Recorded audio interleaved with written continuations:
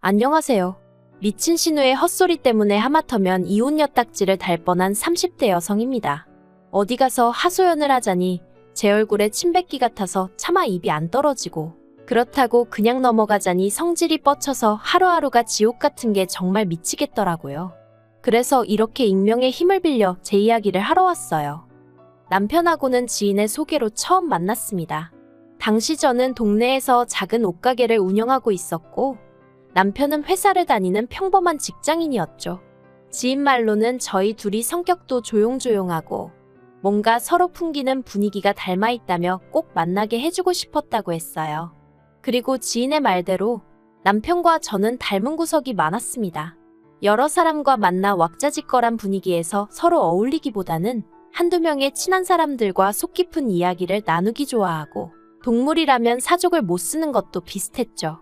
하지만 무엇보다도 취향이라고 해야 할지 입맛이라던가 좋아하는 영화 장르라던가 그런 게 비슷하니 참 좋더라고요. 그래서 2년이란 시간 동안 서로 불만 없이, 크고 작은 다툼 없이 연애할 수 있었던 것 같아요. 남편이나 저나 처음부터 결혼을 생각하고 만나기 시작한 것은 아니었지만, 저 32, 남편은 36이다 보니 언젠가부터 자연스레 결혼 이야기가 나오기 시작했어요. 사실 남편은 어땠는진 몰라도 저는 결혼에 대해 막연한 두려움이 있었는데, 남편과 만나면서 제 마음의 벽이 허물어졌다고 해야 할지, 만약 결혼을 한다면 이 사람이랑 해야겠다는 생각을 종종 했었답니다. 그래서 화창한 어느 봄날, 남편이 공원에서 저에게 조금은 어설프지만 진심을 담아 프로포즈를 해왔을 때, 저는 기쁜 마음으로 그 프로포즈를 받아들였네요. 그리고 그때부터는 솔직히 모든 게 일사천리로 진행이 될 줄로만 알았죠.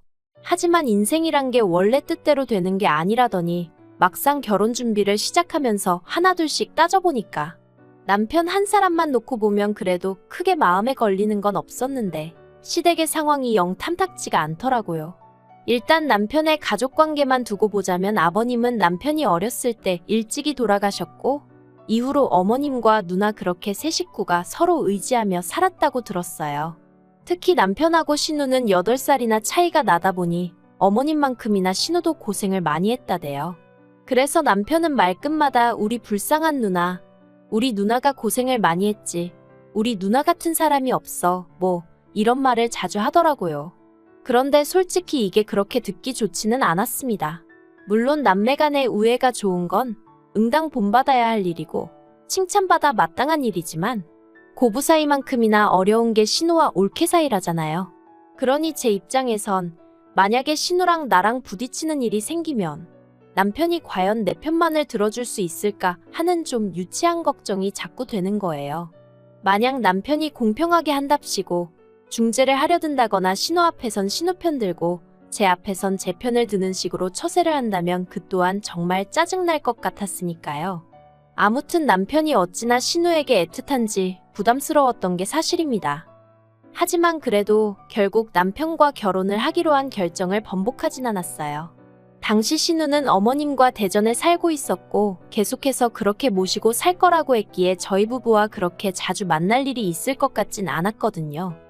그래서 솔직히 살면서 신우랑 마주치면 몇 번이나 마주치겠나 싶어 더는 신경 쓰지 않기로 했던 거죠.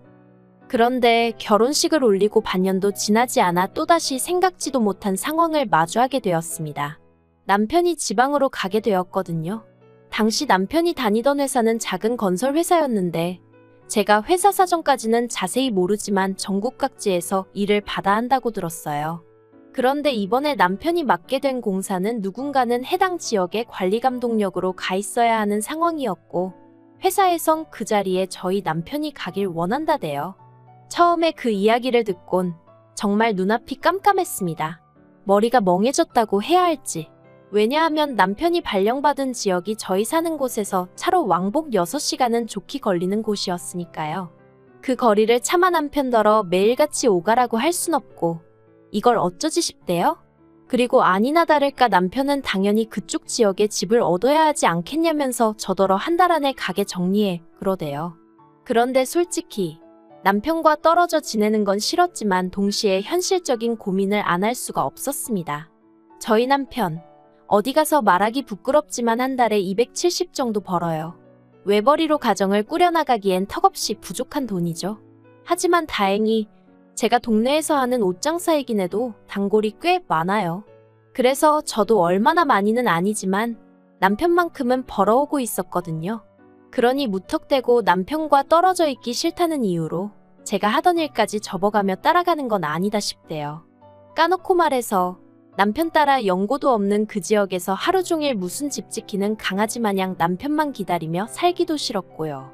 그리고 비록 지금 사는 집이 오래된 구축 아파트긴 했어도 엄연히 저희 명의였던 데다가 처음에 이사 들어올 때 신혼집 분위기 낸다고 리모델링도 싹 다 해서 들어왔어요.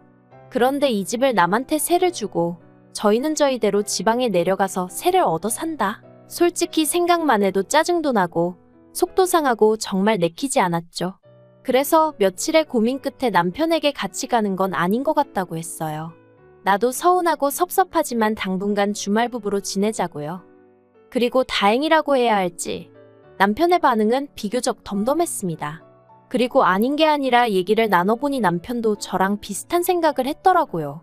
그러면서 남편이 자기가 능력이 부족해서 이런 일이 생긴 것 같다고 미안하다는데 솔직히 저 철없는 생각이지만 남편이 상사한테 말이라도 한번 해보면 안 되나 싶대요.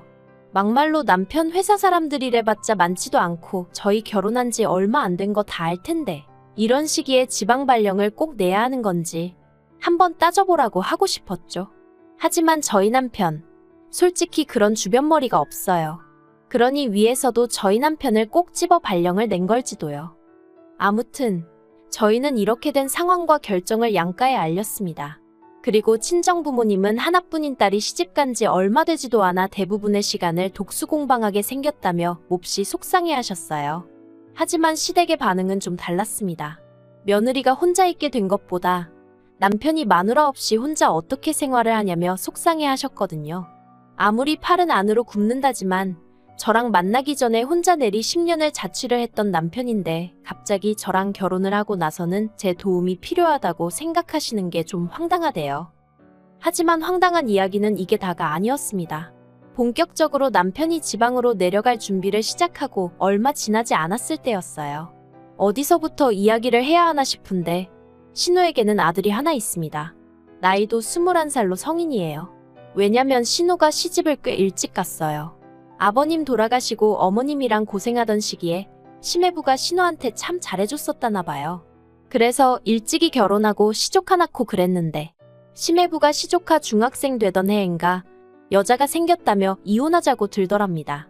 얼마나 그 여자한테 홀렸는지 자식이고 재산이고 다 필요 없다면서 도장만 찍어달라고 빌더라나요? 그래서 남편이 시매부를 쫓아가서 아주 두들겨 패놨었다는데 뭐 아무튼 그렇게 신우가 이혼하고 이후로 시조카를 혼자 키웠는데 문제는 어찌나 오냐오냐 키웠는지 한마디로 개념이 없어요. 하지만 무엇보다도 제가 시조카를 이토록 싫어하게 된 건 한 가지 찜찜한 일이 있었기 때문이에요. 결혼식 당일 원래는 남편 친구 둘이서 남편 쪽 축의금을 받아주기로 했었는데 시조카가 갑자기 그런 건 원래 가족 1명 친구 1명이 같이 해야 되는 거 아니냐며 딴지를 걸대요. 말이야 돌려 했지만 한마디로 남편 친구들을 어떻게 믿냐는 얘기였죠. 그리고 그 얘기를 듣고 남편이 크게 화를 냈어요. 자기 친구들을 뭘로 보고 그런 소리를 하느냐면서요. 하지만 옆에 있던 신우가 아주 틀린 말도 아니라면서 그러니까 그냥 깔끔하게 자기 아들이랑 친구 1명이랑 돈 받으라 해 하는데 그래서 결국 자의반타의반으로 조정을 하게 되었죠. 그런데 며칠 뒤 남편과 제가 그날 고생했다는 뜻으로 남편 친구에게 밥을 사게 되었는데 어느 정도 분위기가 무르익었을 무렵 친구가 조심스럽게 이 얘기를 어떻게 해야 할지 모르겠다면서 그래도 알려주는 게 좋을 것 같다고. 시조카가 축의금에 아무래도 손을 댄 것 같다는 거예요. 자기가 급한 전화를 받느라 잠깐 자리를 비웠었는데 그때 시조카가 봉투 몇 개를 숨기는 것 같았다면서요. 아, 정말이지 그 이야기를 듣는데 심란하더라고요. 그래서 남편을 쳐다봤는데 남편 표정이 마치 뭔가 이미 알고 있는 사람 같았달까요? 그래서 그날 집으로 돌아오는 길에 아까 당신 친구가 한 말이 너무 신경 쓰인다며 남편 반응을 슬쩍 떠봤습니다. 그러자 남편이 실은 자기도 마음에 걸리는 부분이 있긴 한데 그래도 혹시나 자기가 잘못 생각한 거면 뒷일을 어떻게 수습하나 싶어 그냥 넘어갔다며 그냥 이 일은 묻고 가자대요. 하지만 제 성격이 원래 옳고 그른 건 꼭 따져야 하는 편이라 결국 남편 축의금 명부를 옆에 펼쳐놓고 남편을 붙들어 앉혀놓고 하나씩 계산을 맞춰나갔습니다. 그리고 다 계산하고 나니까 정확히 40만 원이 비더라고요. 황당했죠. 40만 원이 얼마나 큰 돈은 아니지만 그래도 그 자리에 앉아서 돈에 손을 댔다는 게 어처구니가 없었달까요? 그런데 남편이 이 일은 신우한테도 시조카한테도 말하지 않았으면 좋겠다대요. 일 크게 만들어서 서로 좋을 게 뭐가 있냐고. 막말로 우리가 앞으로 시조카한테 우리 돈을 맡길 일이 뭐가 있겠냐면서 그냥 용돈 한번 줬다 생각하고 넘기자며 저를 계속 말리더라고요. 그래서 결국 저도 그냥 넘어가는데 동의했어요. 솔직히 증거가 확실히 있는 것도 아니고 저도 결혼한 지 얼마 되지도 않은 시점에 시댁 식구들과 얼굴을 붉히고 싶진 않았으니까요. 그런데 남편의 이사 날짜가 잡히고 나자 신우가 정말 골 때리는 얘기를 꺼냈습니다. 공무원 시험을 준비하는 시조카를 저희 집으로 보내겠다는 거였죠. 아무래도 대전보다는 서울에서 공부하는 게 더 유리할 것 같다면서 말해요. 당혹스러웠어요. 가뜩이나 시조카한테 감정도 좋지 않고 가능하면 말도 안 섞고 싶은데 하지만 이런 이야기를 구구절절 신우 면전에 대고 할 수도 없는 노릇이니 그냥 남편도 없는 집에 시조카랑 어떻게 둘이 지내냐고 그랬어요. 싫은 건 둘째치고 불편해서 어떻게 둘이 사냐고요. 그리고 그건 사실이잖아요. 시조카 오면 보나마나 처음엔 안 그래도 된다고 해도 결국 뭐 좀 해먹여라 이거 해줘라 저거 해줘라 바라는 게 얼마나 많아질지 안 봐도 뻔할 뻔잔데 막말로 똥물에 꼭 발을 담궈봐야 똥물인지 아나요? 흙탕물도 찝찝하면 피해가는 게 상책인 마당에 게다가 남편한테나 가족이지 저랑은 피 한 방울 안 섞인 남남이고 어엿한 성인 남잔데 아무튼지간에 상상만 해도 불편해서 안 된다고 했습니다. 그랬더니 신우가 보이는 반응이 정말 가관이었어요. 저더러 결혼했으면 피가 섞였건 안 섞였건 다 한 가족인데 저야말로 가족을 상대로 무슨 생각을 하는 거냐면서 평소에 뭘 보고 듣고 살면 그런 생각을 할 수가 있냐는 거예요. 아니 요새 뉴스도 안 보나? 아무튼 싫다고 절대 안 된다고 했습니다. 그리고 한 3일은 잠잠하더라고요. 남편도 제가 신우랑 통화한 걸 알 텐데 가타부타 말이 없고 그래서 어쨌든 신우가 내 말 뜻을 이해했나 보다 다행이다 생각했죠. 그런데 그건 순전히 제 착각이었습니다. 그날도 평소와 다름없이 가게에 나갔는데 날씨가 더워서 그런가 유난히 손님이 없더라고요. 그래서 그냥 오늘은 가게 문을 일찍 닫을까 생각을 하고 있었는데 갑자기 신우한테 전화가 걸려오대요. 이걸 받을까 말까 고민하다 피한다고 평생 피해질 것도 아니다 싶어서 결국 전화를 받았습니다. 그러자 신우는 왜 이렇게 전화를 늦게 받냐며 신경질을 내더니 이내 날카로운 목소리로 자기가 곰곰이 생각을 해봤는데 이건 제 의사를 물어볼 문제가 아니라면서 무조건 시조카를 올려보낼 거니 그런 줄 알랍니다. 그리곤 한다는 소리가 막말로 저희 남편이 지방으로 내려가고 나면 제가 저희 집에 누구를 불러드릴지 어떻게 하냐면서 저를 지켜보기 위해서라도 시조카를 보내놔야겠대요. 그러면 저는 시조카가 딴짓 안 하고 공부 열심히 하나 봐주고 그리고는 제가 좋든 싫든 자기가 그렇게 해야 마음이 편할 것 같아서 그런 거니 더는 이러쿵저러쿵 따지고 들지 말랍니다. 그래서 제가 웃기지도 않는 소리 좀 하지 마시라고 진짜 그렇게 하시면 저도 가만히 안 있을 거라고 소리를 질렀죠.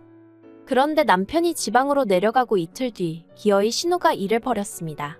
사과상자 2박스랑 시조카를 데리고 저희 집에 왔으니까요. 어이가 없어서 제가 지금 이게 뭐 하는 짓이냐고 했어요.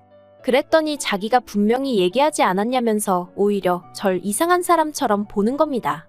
그리고는 정말 무대뽀처럼 시조카를 앞세워 저희 집으로 들어가는데 도저히 저 혼자 힘으론 안 되겠다 싶어서 경찰을 불렀네요. 신우는 제가 경찰을 부른지도 모르고 작은 방에 시조카랑 같이 짐을 풀고 있었습니다. 하지만 그러고 10분도 되지 않아 경찰 2명이 왔고 저는 저 사람들이 지금 내 집에 무단으로 들어왔다고 설명을 했죠. 그런데 신우는 사태 파악이 안 된 건지 오히려 자기가 그 경찰들한테 하소연을 하기 시작하대요. 자기가 손이 시는데 남동생이 지방에 내려가서 아무래도 올케가 걱정되고 염려되어 자기 아들을 데리고 온 건데 아무래도 제가 이렇게까지 싫어하는 걸 보니 분명히 뭔가 제가 구린 데가 있는 것 같다나요. 그리곤 요새 젊은 여자들이 행실이 어떻고 저떻고 그러자 경찰들이 어이없고 난감한 표정으로 절 보며 어떻게 하고 싶냐는 거예요. 그래서 일단 내보내달라고, 그리고 주거침입 및 명예훼손으로 신고하겠다고 했어요. 그러자 그제서야 시조카 얼굴이 점점 허옇게 질려가더니 지엄마, 그러니까 신우한테 그만하라고 그냥 가자고 하대요? 이러다 제가 자기 고소하고 합의 안 해주고 그러면 공무원 시험 응시 못한다면서요. 사실 전 그런 줄은 몰랐고 그냥 신우한테 화가 나서 한 소리였는데 시조카의 다급한 표정을 보니까 오히려 제가 좀 당황스러웠네요. 아무튼 경찰들도 옆에서 그건 용케 잘 알고 계시네요. 그런데 이런 짓을 하시면 어떡합니까? 하고 어이없어 하더라고요. 그래서 되게 허무하게 신우랑 시조카랑 저희 집 밖으로 끌려나가다시피 나갔어요. 사과 상자는 경찰들이 옮겨줬고요. 그리고 분해서 어쩔 줄 몰라 하는 신우한테 아들 앞길에 소금 뿌릴 거 아니면 행동하기 전에 생각 좀 하라고 한마디 했습니다. 차마 이러니 심해부가 질려서 바람이 난 거 아니냐는 소리는 목구멍 끝까지 올라왔지만 그래도 시조카도 있는 데서 할 소리는 아닌 것 같아 꼭 참았네요. 그리고 그날 밤 남편한테 전화해서 정말 불같이 화를 냈어요. 당신 누나 경우가 없어도 너무 없는 거 아니냐고. 아무리 그래도 그렇지 날 뭘로 보고 감시를 하니마니 하더니 기어이 올라올 수가 있냐 했죠. 그러자 남편이 꼴에 팔은 안으로 굽는다고 자기 누나가 매형이 바람펴서 마음고생을 좀 하지 않았냐. 그래서 좀 오버를 한 것 같다며 한 번만 이해를 해달라나요? 그리고는 자기는 제가 파트로 매주를 쓴다고 해도 믿는다면서 신우 말은 너무 마음에 담아두지 말라는데 남편이야 저를 달래려고 한 소리였겠지만 그래도 마음 한편으론 지 누나라고 욕은 안 하네 싶어서 좀 얄밉긴 하대요. 그래도 이 정도면 신우도 어느 정도 상황 파악이 되었겠죠? 저를 만만히 보면 안 된다는 것도 알았을 거예요. 그쵸? 앞으로도 할 말이 있으면 참지 말고 해가면서 살아야겠어요. 제가 남편이랑 결혼을 해서 신우보다 아랫사람인 건 맞지만 그게 신우한테 찍소리도 하면 안 된다는 뜻은 아니니까요.